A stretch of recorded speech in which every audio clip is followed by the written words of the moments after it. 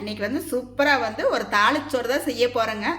செய்யறதுக்கு ஈஸியாகவும் இருக்கும், சாப்பிட்றதுக்கு நல்லாவும் இருக்குங்க. வாங்க எப்படி செய்யலான்னு பார்க்கலாம். வாங்க எண்ணெய் ஊற்றிக்கலாம். கடுகு, சீரகம், உளுந்து பருப்பு போட்டுக்கலாங்க. வரமிளகாய், பூண்டு, பெரிய வெங்காயம், கருவேப்பிலை, தக்காளி பழம் போட்டுக்கலாங்க. உப்பு, பெருங்காயத்தூள், சாம்பார் தூள், மிளகாத்தூள், மஞ்சத்தூள் இதுவும் போட்டுக்கலாங்க. நல்லா வந்து வணங்கிடுச்சு பாருங்கள். 3 விசில் விட்டு வேக வச்சுருக்கிறேன் பாருங்கள். பச்சை பயிறு பாருங்கள், இந்த மாதிரி பச்சை பயிரும் போட்டுக்கலாங்க. இந்த பச்சை பயிறு சாப்பாட்டுக்கு தேவையான தண்ணி ஊற்றிக்கலாங்க. தண்ணி நல்லா கொதிக்குது பாருங்கள். அரிசி போட்டுக்கலாம். மல்லித்தலை வந்து ஒரு கொத்து போட்டுக்கலாங்க. இப்போ வந்து உப்பு செக் பண்ணிக்கோங்க.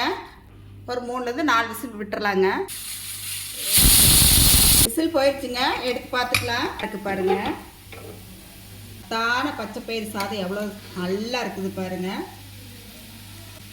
பச்சை பயிறு சாதம் வந்து சுட சுட சூப்பராக ரெடி ஆயிடுச்சு பாருங்கள். இது பாருங்கள், மல்லித்தலை வந்து ஒரு கொத்து போட்டு வந்து நான் முட்டைக்கோஸ் பொரியல் தான் செஞ்சுருக்கிறேன். இது சாப்பாடு நல்லா ஈஸியாகவும் இருக்குங்க, சாப்பிட்றதுக்கு நல்லா டேஸ்ட்டாகவும் இருக்குங்க. செஞ்சு சாப்பிட்டு பார்த்துட்டு எப்படி இருக்குன்னு சொல்லுங்கள். நன்றிங்க.